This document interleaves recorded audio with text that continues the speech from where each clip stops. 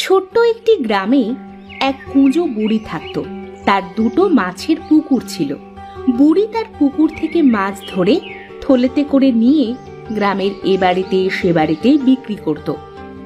কুঁজো বুড়ির দুটো নাতনি ছিল, একজনের নাম রূপা, আরেকজনের নাম হলো সোনা।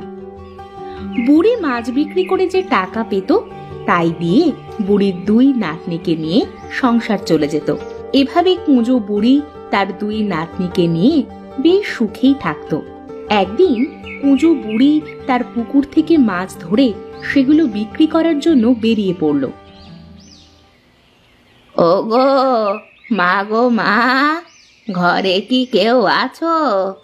যদি থাকো তাহলে বাইরে একটু এসো গো, তোমাদের মাছ লাগবে বলছিলে, আমি তো মাছ নিয়ে চলে এসেছি।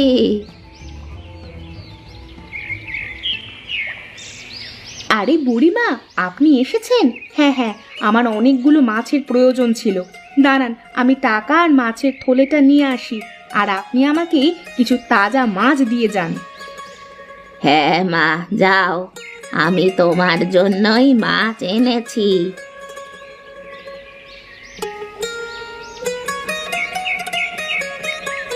এই যে বুড়িমা, এই নাও তোমার মাছের দাম। এবার আমাকে কিছু তাজা মাছ দাও তো।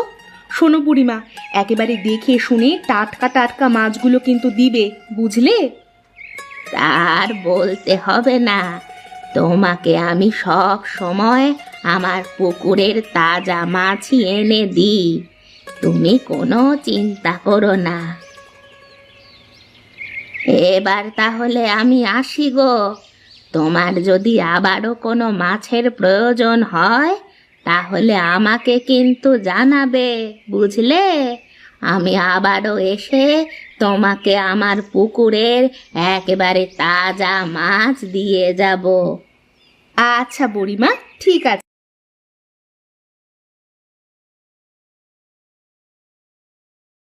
যাক বাবা, অবশেষে সবগুলো মাছ বিক্রি করা হয়ে গেছে।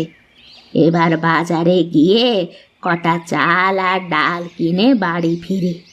ওইদিকে আবার সোনা রূপা নাতনি দুটো আমার জন্য আবার অপেক্ষা করছে।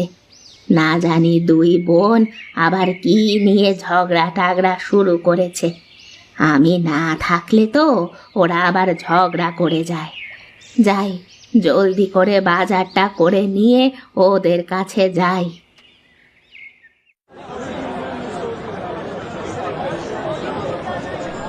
আরে বুড়িমা এসেছে যে, এটা আজকে তোমার মাছ কেমন বিক্রি হলো গো?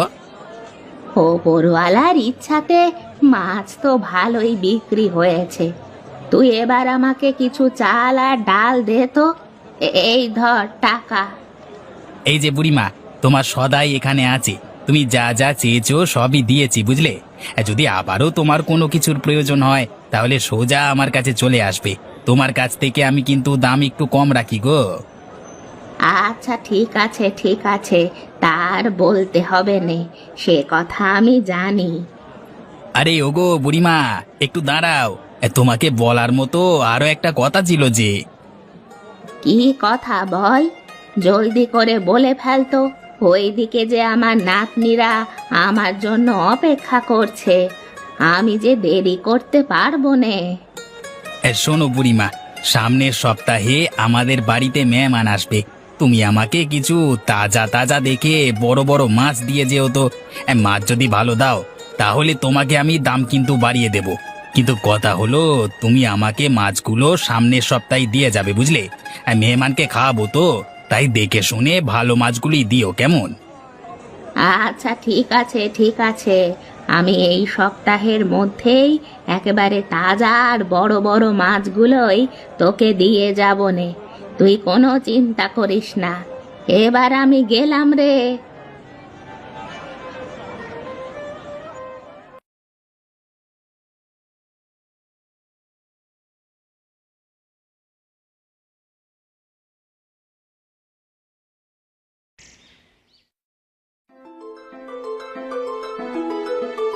আরে বাহ, আজকের রান্নাটা তো খুব মজা হয়েছে। তা তোদের মধ্যে থেকে কে রান্না করেছে আজ? নিশ্চয়ই রূপাই খাবারগুলো রান্না করেছে, তাই না? ওগো বুড়িমা, রূপা ছাড়া আমাদের ঘরে আর কেই বা মজার মজার খাবার রান্না করতে পারে বলো তো? ভাত আর ডাল তোদেরকে আমি কোনো মতে খাওয়াই, তোদেরকে তো আর মজার মজার ভালো খাবার খাওয়াতে পারি না রে। আসলে তোদের খাওয়ানোর সাধ্য যে আমার নেই, নইলে তোদের দুই বোনকে আমি আরো ভালো কিছু খাওয়াতে পারতাম। আরে বুড়িমা, তুমি এসব এখন কি বলছো? আমরা এখন যা খাচ্ছি তা বেশ ভালোই তো খাচ্ছি। যখনই ইচ্ছে করে তখনই তোমার ওই দুই পুকুর থেকে মাছ ধরে রান্না করে খেতে পারি। আবার যখন মাছ খেতে খেতে ভালো লাগে না, তখন শুধু ডাল আর ভাত খাই। এটা তো আমাদের কাছে খারাপ কিছু নয় গো বুড়িমা। বুঝি রে, আমি বুঝি। তোদের দুজনের সব কষ্টই আমি বুঝি। ছোটবেলায় তোদের বাবা মা মারা যাওয়ার পর থেকেই আমি তোদেরকে খুব কষ্টে বড় করেছি। আমি ভাবছি যদি কখনো আমি মরে যাই, তাহলে তোরা দু বোন কিভাবে চলবি? তোরা কি আমাকে ছাড়া ঠিক মতো চলতে পারবি, নাকি সারাদিন আমি না থাকলে ঝগড়া করবি? আরে দেখো তো বুড়িমা, খাবারের সময় তুমি এসব কি আজব কথা বলছো? এসব কথা এখন রাখো তো, এবার জলদি করে খাওয়া শেষ করো।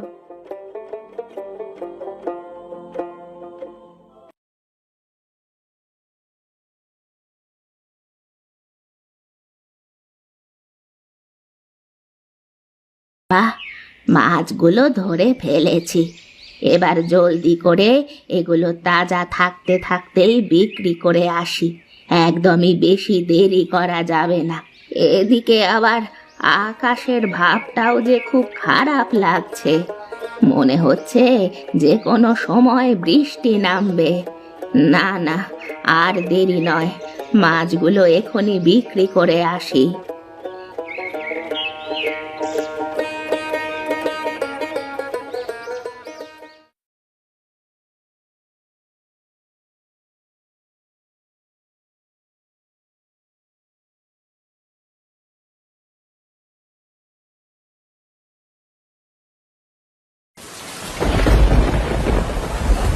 এই যা, বৃষ্টিটা যে নেমেই গেল।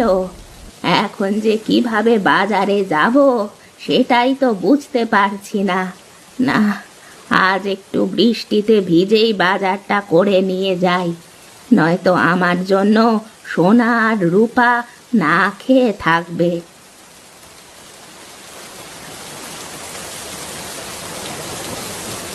আরে এ কি বুড়িমা, তুমি বৃষ্টির ভেতর ভিজে ভিজে বাজারে কেন এসেছো?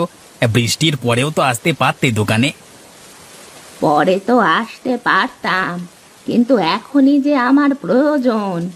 তা আমাকে জলদি করে সদাইগুলো দে তো, বৃষ্টিতে যে আমি কাঁপছি।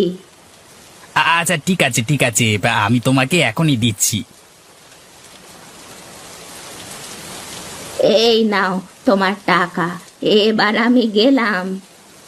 ঠিক আছে বুড়িমা, একটু সাবধানে যেও। হ্যাঁ আচ্ছা বাবা, ঠিক আছে, আমাকে নিয়ে এত চিন্তা করিস না, আমি ঠিকঠাক মতোই যেতে পারবো।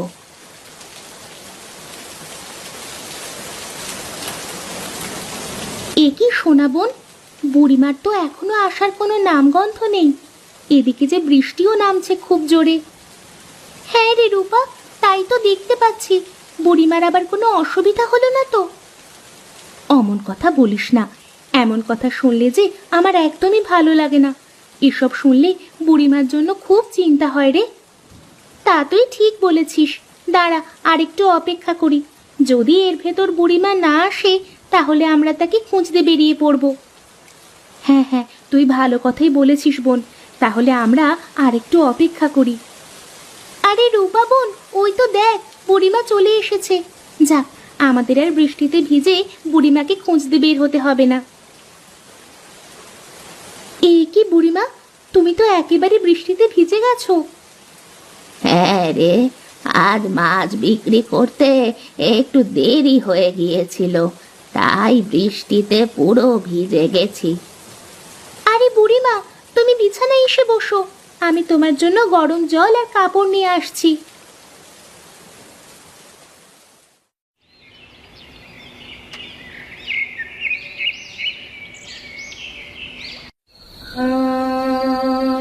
সেদিন বৃষ্টিতে ভেজার কারণে বুড়িমার প্রচন্ড জ্বর হয়। সোনা আর রূপা গ্রামের ডাক্তারবাবুকে ডেকে এনে বুড়িমাকে দেখান। ডাক্তার মশাই এসে দেখতে পান বুড়িমা নড়াচড়া করছে না, তার চোখের পাতা বন্ধ হয়ে আসছে। এসব দেখে ডাক্তার মশাই বুঝতে পারেন বুড়িমা আর পৃথিবীতে নেই। তাই ডাক্তার মশাই বুড়িমাকে মৃত ঘোষণা করেন। এ কথা শুনে সোনা আর রূপা বুড়িমার পাশে বসেই কান্নায় ভেঙে পড়ে।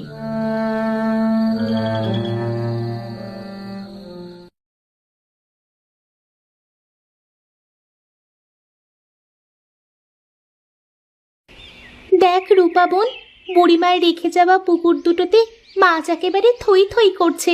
চল আমরা দুজন মাছ ধরে সেগুলো বাজারে বিক্রি করি। এছাড়া যে আমরা সংসার চালাতে পারবো না রে, আর সংসার না চালাতে পারলে তো দুজন না খেয়ে মারা যাব। তাই আমাদের দুজনকে বেঁচে থাকতে হলে কাজ করেই খেতে হবে।